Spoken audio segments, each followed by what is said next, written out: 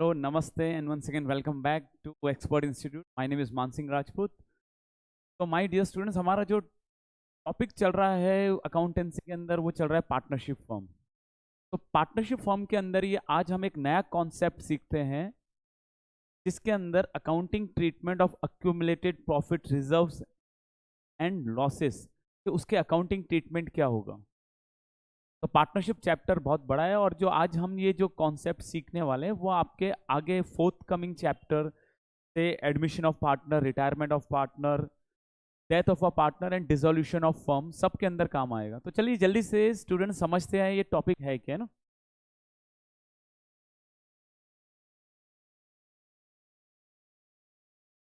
Accounting treatment of reserves, accumulate profits and losses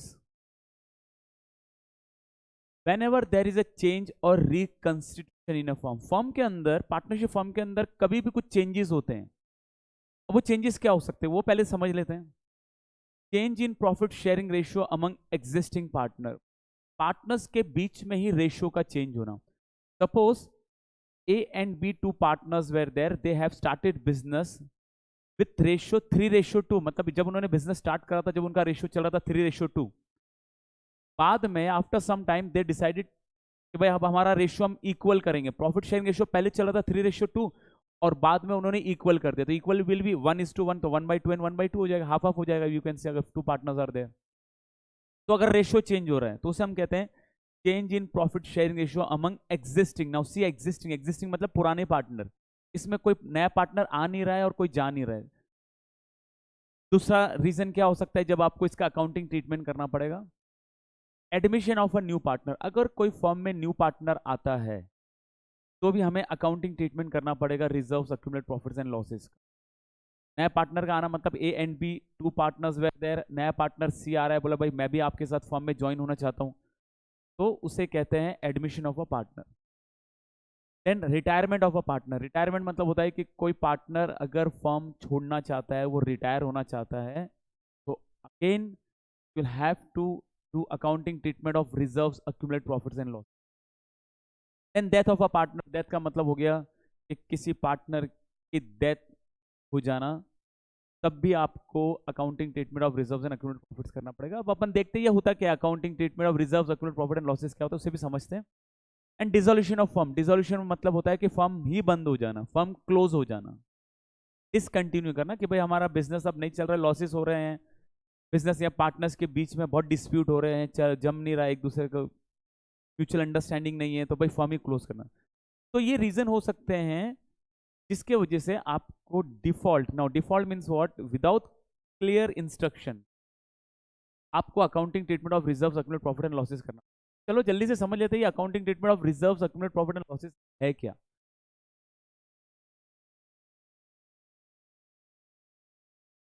now students, इसको समझने के लिए हमने एक बैलेंस शीट बनाई है ना।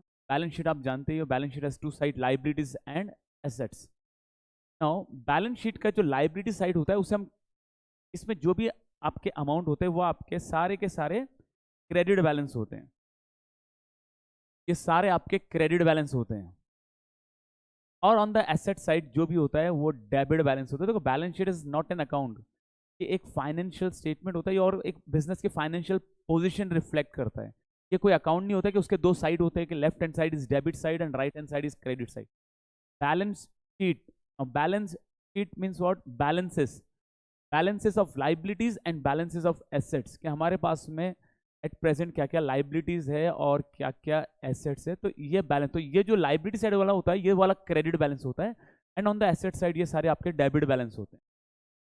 तो बैलेंस शीट हम ये एक एक्सट्रैक्ट बना रहे हैं ना। What does extract mean, extract का मतलब होता है एक बैलेंस शीट का एक टुकड़ा। समझने के लिए हमें ये एडजस्टमेंट एंट्री समझना है, तो इसके लिए हमने एक पार्ट ऑफ बैलेंस शीट बनाई है। देखो इस बैलेंस शीट को हम टोटल नहीं है यहाँ पर, क्योंकि बैलेंस शीट में बहुत सारी चीजें होती हैं। On the liability side you can say capital is there, creditors होते हैं, बैंक लोन होते हैं, बिल्स पेबल होता है, आउटस्टैंडिंग एक्सपेंसेस होता है, तो ये सारी चीजें भी होती हैं। तो उसके अलावा पार्टनरशिप फर्म के अंदर ये एंट्रीज भी हो सकती है। और same way on the asset side, आपके एसेट्स में fix assets, current assets, land, building, furniture, machinery, stock, debtors, cash, bank balance, bill receivable, prepaid expense, ये सब हो सकते हैं। और उसके अलावा ये कुछ स्पेशल एंट्रीज भी आपको मे भी दिख सकती है, गुडविल, प्रॉफिट एंड लॉस और एडवर्टाइजमेंट। तो ये सारे आपके डेबिट बैलेंस हो गए यानी ये क्रेडिट बैलेंस हो गए। अब जल्दी से समझ लेते हैं कि ये है क्या चीज और ये आई कहां से। तो देखो सबसे पहले देखते हैं बैलेंस शीट के अंदर, या तो आपको दिख जाएगा जनरल रिजर्व। तो बैलेंस शीट में जनरल रिजर्व का मतलब होना है कि पार्टनर्स, जो एग्जिस्टिंग पार्टनर्स थे, उन्होंने आउट ऑफ देयर प्रॉफिट्स कुछ रिजर्व मतलब कुछ सेविंग करी और उन्होंने अपने बिजनेस की फाइनेंशियल पोजीशन स्ट्रांग करने के लिए सेविंग करी और उसको नाम दे दिया जनरल रिजर्व। अब क्यों सेविंग करी भाई? फ्यूचर के अंदर बिजनेस का कोई भरोसा नहीं है, कभी भी बिजनेस के अंदर फ्यूचर में लॉस हो जाए या कहीं पैसे की जरूरत पड़ जाए तो हम कहीं से काम मांगने जाएंगे। तो बेटर है कि हमारे पास में कुछ सेविंग रहे। तो वो सेविंग पार्टनर्स ने उनका नाम दे दिया जनरल रिजर्व। अब वो सेविंग पार्टनर्स ने बनाई होगी, किस कौन से पार्टनर्स ने? अपन अज्यूम करते हैं A and B two partners are there, A and B two partners are there, और उनका प्रॉफिट शेयरिंग रेशियो हम मानते हैं इक्वल है। Equal means what? 1:1 हो गया। तो ए और बी दो पार्टनर है, उन्होंने हर साल जो भी प्रॉफिट होता था तो वो प्रॉफिट को डिस्ट्रीब्यूट ना करके उसमें से थोड़ा थोड़ा ना सेविंग करना चालू करें, कि थोड़ा थोड़ा बचत करते हैं। तो अगर वो सेविंग कर रहे हैं तो वो सेविंग बैलेंस शीट में कहां दिखेगा? वो जनरल रिजर्व करके यहां दिख रही होगी 60,000। Now why on the liability side? Liability side इसलिए क्योंकि फर्म पॉइंट ऑफ व्यू से फर्म के पास में ये पार्टनर्स ने कुछ सेविंग करके रखी है, और पार्टनर्स को जब भी पैसे की जरूरत होगी पार्टनर्स क्या करेंगे? फर्म से ये पैसा विड्रॉ निकाल लेंगे। तो firm point of view it is an liability of the firm, because firm को ये पार्टनर्स जब भी मांगेंगे तो उनको वापस से रिटर्न करना पड़ेगा। तो on firm point of view it is an liability. तो जनरल रिजर्व का मतलब समझ में आ गया होगा कि ये एक तरह की सेविंग होती है। पार्टनर्स ने, जो एग्जिस्टिंग पार्टनर्स है, उन्होंने आउट ऑफ देयर प्रॉफिट्स थोड़ा थोड़ा अमाउंट सेविंग करके ये एक रिजर्व बना लिया, बचत करके रखा ये 60,000। नेक्स्ट कॉन्टीजेंसी रिजर्व, ये भी सेम अपन मान सकते हैं। कॉन्टीजेंसी मतलब होता है अनफोर्सीन, आपके ऊपर कोई लाइबिलिटी आ जाए, अचानक कहीं पैसा देना पड़ जाए हमें, तो उसके लिए भी हम प्रिपेयर रहते हैं, चलो उसके लिए भी रिजर्व बना के रखते हैं। You can assume same, general reserve and contingency reserve same है। ये 80,000 इन्होंने जमा करके रखा है पार्टनर्स ने। वर्कमैन कॉम्पनसेशन रिजर्व, ना वर्कमैन जानते हैं ये वर्कर होता है, कॉम्पनसेशन को हम कह सकते हैं मुआवजा, कॉम्पनसेट करके देना, भरपाई करके देना, उसके लिए भी हमने रिजर्व। तो अगर आप, तो आपके पास में वर्कर काम कर रहे हैं जिसके अंदर बहुत सारे लोग हैं इन्वॉल्व है, और वहाँ पे हो सकता है मे बी मशीनरी पे काम करते हैं या नहीं करते हैं, तो छोटे मोटे एक्सीडेंट वगैरह होने के चांसेस होते हैं। तो वर्कर को, अगर वर्कर को चोट आ जाए या एक्सीडेंट हो जाए तो पार्टनर्स को मालूम है कि भाई अपने फैक्ट्री के अंदर या ऑफिस के अंदर इन केस रेयरली कभी भी कुछ भी हो सकता है, वर्कर के साथ में कोई एक्सीडेंट वगैरह हो सकता है, और अगर अपने प्रीमाइसिस में, अपने फैक्ट्री के अंदर अगर वर्कर के साथ में कुछ हो गया तो उसको मुआवजा तो अपन को ही देना पड़ेगा। तो क्यों ना उसके लिए भी अपन थोड़ा सा पैसा जमा करके रख लें। तो उसे वर्कर ने नाम, पार्टनर्स ने नाम दे दिया वर्कमैन कॉम्पनसेशन रिजर्व। तो ये 1 लाख उन्होंने, पार्टनर्स ने out of their saving, out of their profits उन्होंने सेविंग करके रखी है। तो उन्होंने वर्कमैन कॉम्पनसेशन, मुआवजा देने के लिए सेविंग करके रखा है 1 lakh rupees. Investment fluctuation reserve, investment आप जानते हो, फ्लक्चुएशन मीन्स व्हाट, कि अप एंड डाउन होना, तो हम फ्लक्चुएशन कहते हैं, कभी हाई जा रहा है कभी डाउन जा रहा है। तो इन्वेस्टमेंट की वैल्यू, कई बार हम ऐसे जगह इन्वेस्ट करते हैं जहां पर है ना रिस्क इन्वॉल्व रहता है, कि जहां पर आपके जो इन्वेस्टमेंट कर रहा है ना उसकी वैल्यू डाउन हो सकती है। तो इसका बेस्ट एग्जाम्पल अपन मान सकते हैं कि शेयर मार्केट ले लेते हैं। If you are investing in share, तो शेयर की वैल्यू कभी अप होती है तो कभी डाउन होती है। तो अगर आपने ऐसी जगह इन्वेस्ट कर रखा है जहाँ पे रिस्क इन्वॉल्व है, जहाँ पे आपको फ्लक्चुएशन आता रहता है, मार्केट कभी अप होता है कभी डाउन होता है, तो आपको पता है कि वहाँ पे नुकसान हो सकता है, तो क्यों ना हम उस नुकसान की भरपाई के लिए हम एक रिजर्व बना के रखें। अगर हमारे इन्वेस्टमेंट पे नुकसान हो जाए, हमने जहाँ पे पैसा लगा रखा है, अगर वो पैसा कम हो जाए तो उस नुकसान की भरपाई के लिए हमने इन्वेस्टमेंट फ्लक्चुएशन रिजर्व, पार्टनर्स ने 1,20,000 रिजर्व बना रखा है। Then profit and loss credit balance है ना, क्रेडिट बैलेंस हुआ है बिकॉज ये क्रेडिट बैलेंस ही तो है ना। ये प्रॉफिट एंड लॉस का क्रेडिट बैलेंस है 1,40,000। तो ये प्रॉफिट एंड लॉस का क्रेडिट बैलेंस कहाँ से आया होगा? तो सब लोग पीएनएल अप्रोप्रिएशन अकाउंट तो जानते ही है। पीएनएल अप्रोप्रिएशन अकाउंट में जहां पर डिविजिबल प्रॉफिट या जो प्रॉफिट उनको डिस्ट्रीब्यूट करना होता है, तो partners while preparing P and L appropriation account, अगर वो जो डिविजिबल प्रॉफिट या जो प्रॉफिट डिस्ट्रीब्यूट करना था अगर उसको डिस्ट्रीब्यूट नहीं करते, उन्होंने बोला पार्टनर्स ने रहने दो, फर्म के पास ही रहने दो, हम ये प्रॉफिट अभी नहीं बांटते, तो अगर वो प्रॉफिट को डिस्ट्रीब्यूट नहीं करते पेनल अप्रोप्रिएशन अकाउंट में, डिविजिबल प्रॉफिट को डिस्ट्रीब्यूट नहीं करते पेनल अप्रोप्रिएशन अकाउंट में, तो वो प्रॉफिट एंड लॉस यहाँ पर बैलेंस शीट में आ जाएगा 1,40,000। तो ये सारे आपके अक्यूमुलेटेड रिजर्व्स एंड प्रॉफिट है। ये रिजर्व्स है, general reserve, contingency reserve, workman compensation reserve, investment fluctuation reserve, और ये प्रॉफिट का पैसा है। Credit balance means what? Profit है। तो ये सारे रिजर्व किसने बनाए होंगे? Existing partners in their old profit sharing ratio. अब हम अज्यूम कर रहे हैं कि two partners are there, A and B, ठीक है ना। अब अपन आते हैं on the asset side. Asset side में ये डेबिट बैलेंस से ध्यान रखना। Goodwill, goodwill is an intangible assets. अगर बैलेंस शीट में गुडविल दिख रही है, it means what? It is an purchase goodwill. आपने ये गुडविल खरीदी है एक्स्ट्रा अमाउंट पे करके, आपने किसी की रेपुटेशन खरीदी है आपने, तो इसलिए यहां पर ये दिख रहा है purchase goodwill. Like land, building, machinery भी तो आप परचेज करते हो। तो जिस तरह आप land, building, furniture, machinery, stock पैसे देके खरीदते हो, तो उसी तरह आपने किसी को अमाउंट पे करके उसकी गुडविल, जमी जमाया दुकान या बिजनेस आपने परचेज कर ली। तो वो अगर आप एक्स्ट्रा अमाउंट किसी को पे करते हो तो वो गुडविल आप यहाँ पे दिखता है। This goodwill is purchase goodwill. Now profit and loss का debit balance. Now debit balance means what? Loss. अगर प्रॉफिट एंड लॉस का क्रेडिट बैलेंस दिख रहा है, क्रेडिट बैलेंस का मतलब होता है वो प्रॉफिट का अमाउंट है जो प्रॉफिट पार्टनर्स को अपने पीएनएल अप्रोप्रिएशन अकाउंट में डिस्ट्रीब्यूट करना था, उन्होंने डिस्ट्रीब्यूट नहीं करा था, तो ये प्रॉफिट का अमाउंट होता है। क्रेडिट बैलेंस में प्रॉफिट होता है। और अगर ये आपके एसेट साइड में प्रॉफिट एंड लॉस दिख रहा है तो ये डेबिट बैलेंस हो गया। तो ये डेबिट बैलेंस मींस व्हाट? ये आपका लॉस हो गया। पीएनएल अप्रोप्रिएशन अकाउंट बनाया था जब डिविजिबल लॉस आ गया था पार्टनर्स को, तो एट दैट टाइम पार्टनर्स ने लॉस को डिस्ट्रीब्यूट नहीं करा। पार्टनर्स ने बोला कि भाई ये लॉस रहने दो फर्म के पास ही। तो अगर वो loss distribute at that time नहीं करते पीएनएल अप्रोप्रिएशन में, तो लॉस यहां पर दिख जाएगा। तो dear students, keep in mind कि अगर लाइबिलिटी साइड में प्रॉफिट एंड लॉस दिख रहा है, इट मींस व्हाट? ये क्रेडिट बैलेंस है, ये प्रॉफिट अमाउंट है। और अगर एसेट साइड में प्रॉफिट एंड लॉस दिख रहा है, इट मींस व्हाट? ये लॉस है, ये डेबिट बैलेंस है। नाउ नेक्स्ट, एडवर्टाइजमेंट एक्सपेंडिचर और advertisement suspense, you can say ये डिफर्ड रिवेन्यू एक्सपेंडिचर। ये एक्सपेंडिचर आप एडवर्टाइजमेंट के लिए जो लार्ज स्केल पे आप करते हो, जिसका बेनिफिट आपको more than one accounting year में मिलता है, more than one accounting year से ज्यादा मिलता है, उसे हम कहते हैं डिफर्ड रिवेन्यू एक्सपेंडिचर, जिसका benefit more than one year मिलता है। क्योंकि एक तो होता है नॉर्मल एडवर्टाइजमेंट एक्सपेंसेस जो हम हमारे normal profit and loss account में डेबिट कर देते हैं। वो नॉर्मल होता है कि भाई चलो इतना एक्सपेंसेस हम एक रेगुलर एडवर्टाइजमेंट के पीछे खर्चा करते हैं। पर सम टाइम क्या होता है कि आप अपने बिजनेस का एक्सपांशन करते हो तो आप लार्ज स्केल पे एडवर्टाइजमेंट करते हो, तो लार्ज अमाउंट कर देते हो।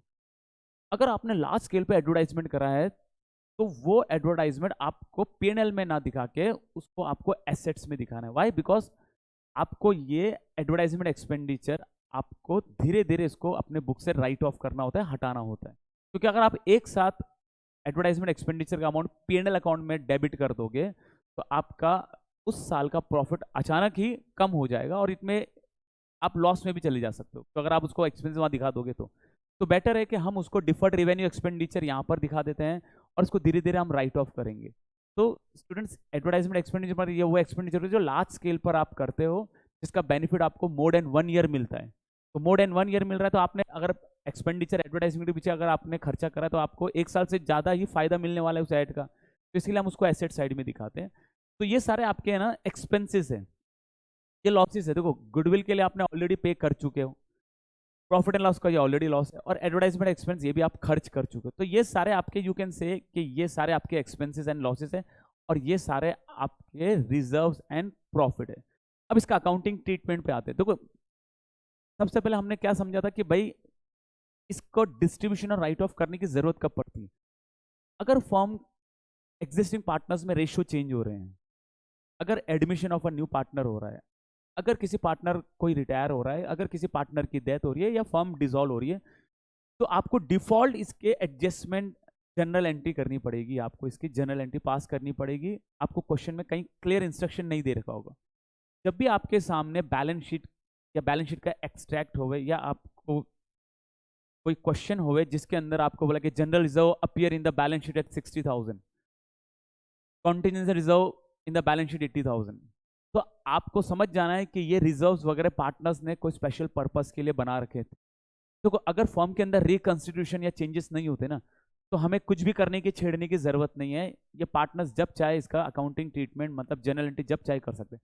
बट अगर फर्म में रिकंस्टिट्यूशन हो गया, अब रिकंस्टिट्यूशन का मतलब क्या हो गया? रेशियो चेंज होना, नए पार्टनर का आना, पार्टनर का रिटायरमेंट लेना या किसी पार्टनर की डेथ होना या फर्म डिसॉल्व कर देना, लास्ट में अगर फर्म बंदी कर रहे हैं तो उसका डिफॉल्ट आपको जनरल एंट्री पास करनी पड़ेगी। इसका मतलब ये हो गया कि ये जो सारे अमाउंट पार्टनर्स ने अपने ओल्ड रेशियो में सेविंग करके रखी थी और स्पेशल पर्पस के लिए रखा था, ये प्रॉफिट रिजर्व, तो ये क्या करेंगे पार्टनर्स है ना, ये अक्यूमुलेटेड अमाउंट था। अक्यूमुलेट मतलब क्या, ये इकट्ठा करा हुआ अमाउंट था, पार्टनर्स ने अपने प्रॉफिट में थोड़ा थोड़ा निकाल के इकट्ठा कर लिया था, इसलिए हम कहते हैं अक्यूमुलेटेड।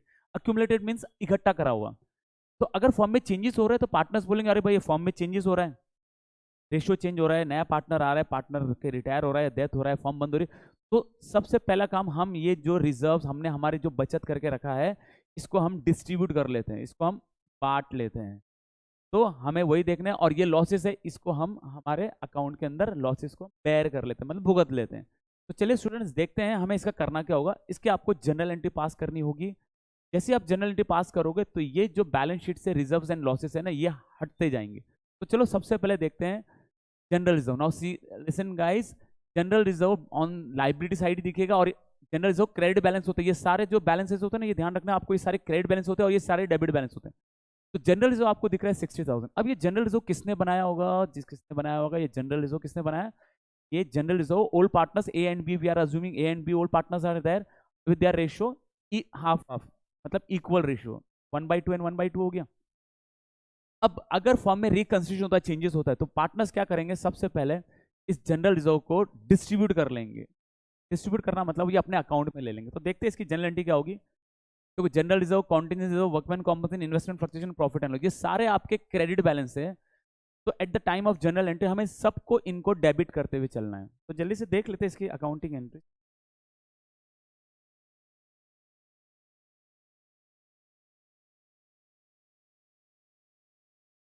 तो कुछ जनरल रिजर्व अकाउंट डेबिट हो गया 60,000। नाउ बैलेंस शीट के अंदर जनरल रिजर्व आपके एसेट साइड में लाइबिलिटी साइड में दिख रहा है, इट मींस व्हाट, वो क्रेडिट बैलेंस है। तो अगर उसे हमें डिस्ट्रीब्यूट करना है, उसको बांटना है, तो जनरल रिजर्व अकाउंट डेबिट हो जाएगा 60,000। बैलेंस शीट में वो 60,000 है, तो general reserve account debit 60,000 and equal partners, two partners are there A and B. तो टू एस कैपिटल और current account, if they are maintaining fix capital account method तो हमें लिखना है एस करंट अकाउंट, और अगर वो फ्लक्चुएटिंग है तो S capital account, whatever the case में बी। तो general reserve account debit 60,000 to A capital account 30,000 and to B capital account 30,000। देखो 60,000 को पार्टनर्स ने इक्वली अपने रेशियो में डिस्ट्रीब्यूट कर लिया। तो जैसे ही एंट्री पास करी ना आपने, तो उस बैलेंस शीट से जनरल रिजर्व हट जाएगा, और वो जनरल रिजर्व जो 60,000 अक्यूमुलेट इकट्ठा अमाउंट था ना, वो हट के किधर चला जाएगा, वो पार्टनर्स ने अपने अकाउंट में ले लिया। देखो 60,000 पहले इकट्ठा करा हुआ सेविंग करा हुआ अमाउंट था, अब रेशियो चेंज हो रहा है, नया पार्टनर आ रहा है, या रिटायरमेंट या डेथ या डिजोन कुछ भी हो रहा है, तो पार्टनर ने बोला भैया रेशियो चेंज हो रहा है, तो हम इसको पहले हमारा जो पुराना हिसाब है इसको क्लियर कर लेते। तो 60,000 पहले अक्यूमुलेट अमाउंट था, अब पार्टनर्स ने क्या करा, उसको अपने अकाउंट में ले लिया। तो अकाउंट में ले लिया मतलब वो अकाउंट उनका क्रेडिट हो गया 30 एंड 30। तो जैसे इन्होंने ये एंट्री पास करी तो बैलेंस शीट से जनरल रिजर्व हट के, और वो जो अमाउंट था 60,000 वो ए और बी के कैपिटल अकाउंट या करंट अकाउंट में ट्रांसफर हो गया 30 and 30। Same way with contingency reserve. Contingency reserve balance sheet के अंदर 80,000 है, तो कॉन्टीजेंसी रिजर्व भी पार्टनर्स ने बनाया होगा, फ्यूचर के अंदर अनफोर्सिन लाइबिलिटी कोई आ जाए उसके लिए।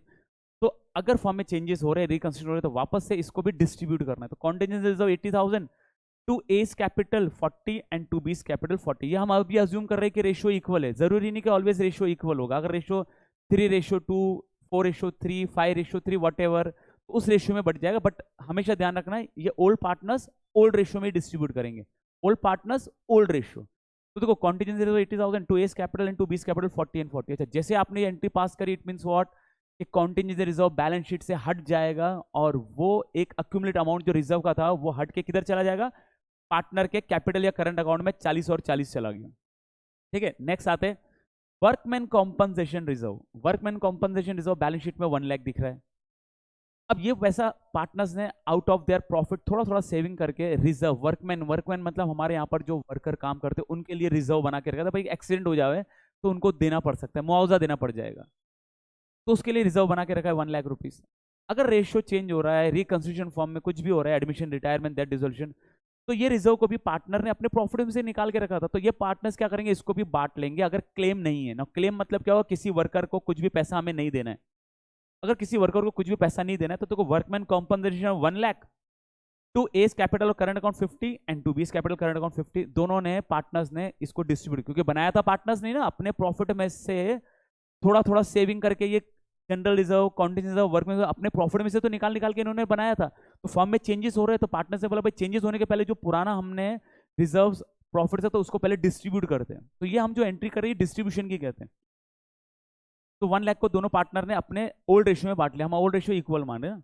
अच्छा, अब क्वेश्चन ये कि अगर सपोज किसी वर्कर को क्लेम देना पड़ जावे तो उसका भी हमारे पास ऑप्शन है कि अगर वर्कर को क्लेम देना पड़ जावे तो क्या करेंगे अपन। मान लो कि जैसे वर्कमैन कॉम्पोनेंट रिजर्व हमारे पास में 1 लाख है, आउट ऑफ 1 लाख कोई वर्कर था उसका एक्सीडेंट हो गया, उसने इलाज कराया और हमारे पे क्लेम कर दिया कि भैया 60,000 रुपए तो मेरे इलाज के खर्चे हो गए, आप मुझे 60,000 रुपए दे दिए, पार्टनर्स के ऊपर क्लेम कर दिया। तो पार्टनर ने ये रिजर्व बनाया इसीलिए था कि भाई वर्कर को मुआवजा देने के लिए हमने 1 लाख रुपए साइड में रखे थे। अब किसी वर्कर का एक्सीडेंट हो गया, उसने इलाज कराया और लाके हमारे पास में बिल्स वगैरह लाके दे दिया, हॉस्पिटलाइजेशन के बिल वगैरह के, भाई ये 60,000 रुपए हमें दो। तो मतलब वो 1 लाख में से 60,000 तो हमें किसको देना है, वर्कमैन को देना पड़ेगा, वो उसको कॉम्पनसेशन देना पड़ेगा। अगर 1 लाख में से 60,000 आप वर्कर को दोगे तो बचेगा कितना आपके पास, 1 में से 60 गए तो 40,000, फिर 40,000 पार्टनर्स डिस्ट्रीब्यूट कर लेंगे। तो अगर वर्कमैन कॉम्पनसेशन क्लेम होता है तो एंट्री क्या होगी चेक करिए। वर्कमैन कॉम्पनसेशन रिजर्व 1 लाख है, to workman compensation claim credit हो रहा है क्योंकि आउट ऑफ 1 लाख 60,000 तो क्लेम के चले जाएंगे। अगर 60,000 क्लेम के चले गए तो हमें उसको क्लेम देना है वर्कमैन कॉम्पनसेशन 60,000। अब 1 लाख में से 60 गए तो बचे कितने, 40। अब वो 40 कौन डिस्ट्रीब्यूट कर लेगा, पार्टनर्स डिस्ट्रीब्यूट कर लेंगे इन देयर ओल्ड रेशियो। तो टू एज कैपिटल और करंट अकाउंट 20 और 20। देखो तो स्टूडेंट्स आप समझ सकते हो कि अगर क्लेम नहीं था तो 1 लाख को हमने 50 और 50 दोनों पार्टनर्स ने डिस्ट्रीब्यूट कर लिया था। लेकिन अगर क्लेम है, किसी वर्कर ने हम पे क्लेम ठोक दिया कि भाई मुआवजा दीजिए, मैं तो आपके फैक्ट्री में काम करते करते मशीनरी में चोट आ गई मुझे, तो हमें उसको 1 लाख में से 60,000 तो उसको देने पड़ेंगे, तो बाकी बचेंगे 40,000, तो 40 पार्टनर्स ने इक्वली डिस्ट्रीब्यूट कर दिया। Next, investment fluctuation reserve. Investment fluctuation reserve balance sheet में 120 है। अब ये रिजर्व इसलिए हमने बनाया था ताकि मार्केट के अंदर जहां पर हमने इन्वेस्ट करे, अगर उस इन्वेस्टमेंट पर नुकसान हो जाए तो उस नुकसान की भरपाई करने के लिए हमने एक अलग से रिजर्व बना रखा है जिसको नाम दे दिया इन्वेस्टमेंट फ्लक्चुएशन रिजर्व। अच्छा, बनाया किसने होगा, ये old partners in their old ratio. तो अगर रिकंस्टिट्यूशन हो रहा है, फॉर्म में चेंजेस हो रहा है, तो देखो इन्वेस्टमेंट फ्लक्चुएशन रिजर्व वापस डेबिट करना है। ये सारे जो क्रेडिट बैलेंस है ना, हमें जनरल एंट्री में सारे डेबिट करने हैं। तो investment fluctuation reserve 1,20,000 to S capital 60 and to B's capital 60। ये पार्टनर ने 120 को दोनों ने बांट लिया, क्यों, क्योंकि फॉर्म में रिकंस्टिट्यूशन चेंज हो रहा है। अगर चेंज नहीं होता है ना तो पार्टनर को इसको डिस्ट्रीब्यूट करने की जरूरत ही नहीं होती। तो रिजर्व, इन्वेस्टमेंट फ्लक्चुएशन रिजर्व भी 120 को 60 पार्टनर से ओल्ड रेशियो में बांट लिया। अब अगर अपन मानते हैं कि किसी इन्वेस्टमेंट हमने जहाँ शेयर्स में खरीदे थे या कहीं इन्वेस्ट करा था वहां पे नुकसान हो गया, तो अगर नुकसान होने पे एंट्री क्या होगी, तो इन्वेस्टमेंट फ्लक्चुएशन रिजर्व 120, मान लेते कि 80,000 का नुकसान हो गया, तो इन्वेस्टमेंट पे नुकसान हो गया, तो इन्वेस्टमेंट फ्लक्चुएशन रिजर्व 120, इसमें से 80,000 का नुकसान हो गया 80,000 का, तो आउट ऑफ 120 हमें 80 तो वो नुकसान हुआ तो उसकी भरपाई करनी पड़ेगी इन्वेस्टमेंट, तो देखो टू इन्वेस्टमेंट 80 चला गया। तो आउट ऑफ 120 अगर 80 इन्वेस्टमेंट में चला गया तो आपके पास कितना बचेगा, 120 में से 80 तो आपने वो नुकसान की भरपाई कर ली, क्योंकि investment market value, share market you can से शेयर मार्केट डाउन हो गया, 80,000 का नुकसान, तो आपने बोला चलो 80,000 के नुकसान की भरपाई के लिए हमने ऑलरेडी रिजर्व बना रखा है, तो 120 में से अगर 80,000 आपने इन्वेस्टमेंट में ट्रांसफर कर दिया नुकसान की भरपाई के लिए, तो आपके पास कितने बचे, 40,000। तो वो 40 कौन डिस्ट्रीब्यूट कर लेगा, ए and B in their old ratio. अब हम अज्यूम करें ओल्ड रेशियो इक्वल है, तो ए और बी ने इसको 20 एंड 20 बांट लिया। देखो आपके सामने दोनों ही केस है स्टूडेंट्स। इफ अगर इन्वेस्टमेंट की वैल्यू डाउन नहीं होती है तो investment fluctuation 120 to A and to B दोनों ने बांट लिया, 60 एंड 60 डिस्ट्रीब्यूट कर लिया। अगर इन्वेस्टमेंट पर लॉस होता है तो इन्वेस्टमेंट फ्लक्चुएशन 120 टू इन्वेस्टमेंट में चला जाएगा 80, क्योंकि लॉस हुआ है, 80,000 का लॉस हुआ है, तो 80 तो वहां चले गए। अब 120 में से 80 तो लॉस की भरपाई में चले गए, तो बचे कितने, 40। तो पार्टनर्स ने ए और बी ने डिस्ट्रीब्यूट कर लिया 40, 20 एंड 20। तो ये जो अकाउंटिंग ट्रीटमेंट हमने करा है, ये डिस्ट्रीब्यूशन था आपके अक्यूमुलेटेड रिजर्व्स एंड प्रॉफिट का। तो जो क्रेडिट बैलेंस है ना, आपने उन सबको डेबिट करते हैं जनरल एंट्री में। आप देख सकते हो कि हमने सबको डेबिट करा, general reserve account debit to A B, contingency reserve account debit to A B, workman compensation account debit to A B, ऐसे करके हम डेबिट करते आए थे। ठीक है, नाउ नेक्स्ट चलते हैं आगे। इसके बाद है नेक्स्ट हमारा प्रॉफिट एंड लॉस। अब प्रॉफिट एंड लॉस का भी क्रेडिट बैलेंस है, अगर है तो प्रॉफिट एंड लॉस का क्रेडिट बैलेंस मतलब ये वो डिविजिबल प्रॉफिट या अनडिस्ट्रीब्यूटेड प्रॉफिट जो पीएनएल अप्रोप्रिएशन अकाउंट से आया। तो पार्टनर्स को ये प्रॉफिट कहाँ डिस्ट्रीब्यूट कर लेना चाहिए था, पीएनएल अप्रोप्रिएशन अकाउंट में, लेकिन पार्टनर्स ने वहाँ पे डिस्ट्रीब्यूट नहीं करा। अगर पार्टनर ये डिस्ट्रीब्यूट नहीं करते हैं तो वो बैलेंस शीट में लाइबिलिटी साइड में दिखेगा प्रॉफिट एंड लॉस अकाउंट के नाम से 1,40,000। अब अगर रिकंस्ट्रक्शन फॉर्म में चेंजेस हो रहा है तो क्या करेंगे पार्टनर, इसको भी डिस्ट्रीब्यूट कर लेंगे। अब डिस्ट्रीब्यूट कर लेंगे, पीएनएल अप्रोप्रिएशन में उस टाइम डिस्ट्रीब्यूट नहीं कराता था, अब कर रहे हैं। क्यों? क्योंकि रेशियो चेंज हो रहा है या रिकंस्ट्रक्शन हो रहा है। तो देखो profit and loss account debit 140 to S capital current account to B's capital account 70 old partners ने ओल्ड रेशियो में अब डिस्ट्रीब्यूट कर लिया। तो स्टूडेंट जैसे ये एंट्री पास करी इन्होंने, जैसे ये एंट्री पास करी तो ये जितने भी आपके क्रेडिट बैलेंस दिख रहे हैं, आपके ये जितने भी क्रेडिट बैलेंस है आपने जनरल एंट्री में सबको डेबिट कर दिया। सबको डेबिट करते साथ ये सब यहां से बैलेंस शीट से ये हट जाएंगे, और हट के जाएंगे कहां? ये हट के चले जाएंगे इनके पार्टनर्स कैपिटल अकाउंट में। ये अपने अपने अकाउंट में डिस्ट्रीब्यूट कर रहे हैं। व्हाई? बिकॉज फर्म में रिकंस्टिट्यूशन हो रहा है, तो इन्होंने क्या करा, अपने अकाउंट में ले लिया। ठीक है स्टूडेंट्स, होप आपको समझ में आ गया होगा। तो ये सारे क्रेडिट बैलेंस से हमने जनरल एंट्री में डेबिट करा, और ये डिस्ट्रीब्यूट कौन करता है? Old partners in their old ratio. ध्यान रखना, वट एवर द केस में भी, change in profit sharing ratio, admission of partner, retirement of partner, death of a partner और डिसोल्यूशन, तो ओल्ड पार्टनर्स ओल्ड रेशियो में ये डिस्ट्रीब्यूट होता है। अब हम आ जाते हैं ऑन द एसेट साइड। देखो एसेट साइड में आपके ये तीनों लॉसेस मान सकते हैं और एक्सपेंसेस मान सकते हैं। गुडविल, परचेज गुडविल, ठीक है। अब ये सारे जैसे डेबिट बैलेंस है आपके, ये सारे आपके डेबिट बैलेंस है, तो हमें क्या करना है इसको, ये सारे जो आपके डेबिट बैलेंस है, तो जिस तरह हमने क्रेडिट बैलेंस को जनरल एंट्री में डेबिट करा था, तो उसी तरह अब ये डेबिट बैलेंस को हम जनरल एंट्री में क्या करेंगे, क्रेडिट करेंगे। क्योंकि ये जो लॉसेस है, ये लॉसेस किसके? ओल्ड पार्टनर्स के है ना। ये प्रॉफिट एंड लॉस का लॉस किसका? ये ओल्ड पार्टनर्स का। ये गुडविल किसने परचेज करी थी? ओल्ड पार्टनर्स ने। ये एडवर्टाइजमेंट का खर्चा किसने करा है? Old partners. तो ये एक्सपेंस किसको बेयर, किसको भुगतने? ओल्ड पार्टनर्स को ही ना। तो ये सारी जो डेबिट बैलेंस है ना, तो हमें इसको जनरल एंट्री में अब क्रेडिट करना पड़ेगा, और ये लॉसेस कौन भुगतेगा? Old partners old ratio. चलो जल्दी से इसकी एंट्री देख लेते हैं हम। देखो गुडविल का डेबिट बैलेंस है in balance sheet. Goodwill on the asset side purchase good, उसका डेबिट बैलेंस है। तो you can notice return of general entry. Return of मतलब जो आपके एसेट्स के लॉसेज एंड एक्सपेंस उसको राइट ऑफ करना। राइट ऑफ करना मतलब उसको बुक से हटाना है। तो देखो ए कैपिटल नाउ डेबिट हो रहा है, स्टूडेंट्स ध्यान देना। A capital account debit 10,000, B capital account debit 10,000 and to goodwill. Goodwill यहाँ पर क्रेडिट हो रही है, आप नोटिस करिए स्टूडेंट्स, गुडविल क्रेडिट हो रही है क्योंकि बैलेंस शीट में डेबिट थी, वो on the asset side it was debit balance था। अब हमने उसको क्रेडिट कर दिया। अब ये गुडविल राइट ऑफ करने की एंट्री। रिटर्न ऑफ मतलब इसको बुक से हटाना है। वाई? बिकॉज ये आपके इनटेंजिबल एसेट्स है, तो इसे हमें बुक से हटाना होता है, रिटर्न ऑफ करना होता है। तो कौन हटाएगा? जिसने इसका बेनिफिट लिया था। बेनिफिट किसने लिया था? A and B in their old ratio. तो ए और बी इसको हटाएंगे, तो S capital B's capital to goodwill हो गया। तो 10-10 इक्वल रेशियो में इन्होंने बुक से हटाया। नेक्स्ट प्रॉफिट एंड लॉस का लॉस है। आप देख सकते हो प्रॉफिट एंड लॉस का लॉस है। ये रहा गुडविल हमें अभी राइट ऑफ करी। अब प्रॉफिट एंड लॉस का लॉस है। प्रॉफिट एंड लॉस ये डेबिट बैलेंस है, मतलब ये लॉस होता है। तो 40,000। अच्छा ये लॉस किसका होगा? सेम ओल्ड पार्टनर्स का ही तो है। तो इस लॉस को भी कौन भुगतेगा? ओल्ड पार्टनर्स ओल्ड रेशियो में। तो प्रॉफिट एंड लॉस का अगर डेबिट बैलेंस है तो हमें जनरल एंट्री में क्या करना पड़ेगा? इसको क्रेडिट करना पड़ेगा। जैसे ही हम अगर डेबिट वाली एंट्री को क्रेडिट करते हैं, क्रेडिट वाले को डेबिट करते हैं, तो वो बुक से उसका इफेक्ट नलीफाई हो जाता है, मतलब वो हट जाती है। तो प्रॉफिट एंड लॉस का डेबिट बैलेंस है, तो हमें इसको हटाने के लिए इसको क्रेडिट करना पड़ेगा। तो कौन हटाएगा? A's capital B capital to profit and loss. जल्दी से देख लेते हैं। देखो A's capital 20, B capital 20 and to profit and loss 40,000। तो जैसे आपने ये एंट्री पास करी, तो ये वो लॉस था जो पार्टनर्स ने at the time of PNL appropriation account loss को बांटा नहीं था, तो अब इन्होंने लॉस को डिस्ट्रीब्यूट कर लिया, लॉस भुगत लिया इन्होंने। ठीक है। Now next advertisement expenditure. Balance sheet में एडवर्टाइजमेंट एक्सपेंडिचर है कितना है? 60,000। Advertisement expenditure on the asset side में 60 है, तो इसको भी ये एडवर्टाइजमेंट के एक्सपेंडिचर को भी राइट ऑफ करना पड़ेगा। वाई? बिकॉज ये आपके फिक्स्ड एसेट्स है, तो इसको भी हमें बुक से हटाना होगा। तो इसको हटाना होगा, तो कौन हटाएगा इसको? बिकॉज इसका एक्सपेंसेस भी किसने करा था? A and B old partners ने करा था। तो ये लॉस को भी किसको भुगतना है? ए और बी को ही भुगतना है। तो देखो A's capital 30, B's capital 30 and to advertisement expenditure 60,000।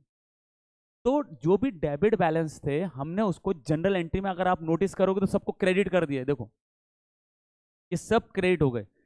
जैसे आपने डेबिट बैलेंस को क्रेडिट करा, तो वो सारे एसेट्स में जो आपके बैलेंस थे, गुडविल, पीएनएल का लॉस, एडवर्टाइजमेंट एक्सपेंडिचर, वो सब वहां से हटके, और ये लॉस किसको भुगत के किसको अकाउंट में चले गए? ये लॉस ओल्ड पार्टनर्स ए और बी ने अपने अकाउंट में लॉस ले लिया, तो वो बैलेंस शीट से वो भी हट गया। तो स्टूडेंट्स आपको ध्यान रखना है, change in profit sharing ratio, admission of partner, retirement of partner, death of a partner और डिसोल्यूशन ऑफ फर्म। जब भी फर्म में रिकंस्ट्रक्शन होता है, तो आपको ये default accounting treatment general entry करनी पड़ेगी और इनके रिस्पेक्टिव पार्टनर्स कैपिटल और करंट अकाउंट को क्रेडिट या डेबिट करना पड़ेगा एज द केस में भी। तो होप स्टूडेंट्स आपको ये छोटा सा टॉपिक समझ में आ गया होगा, वेरी वेरी इंपॉर्टेंट टॉपिक है। तो फिर मिलते हैं next topic with revaluation account. हम नेक्स्ट टॉपिक में देखेंगे कि रीवैल्यूएशन अकाउंट क्या होता है। Till then good bye.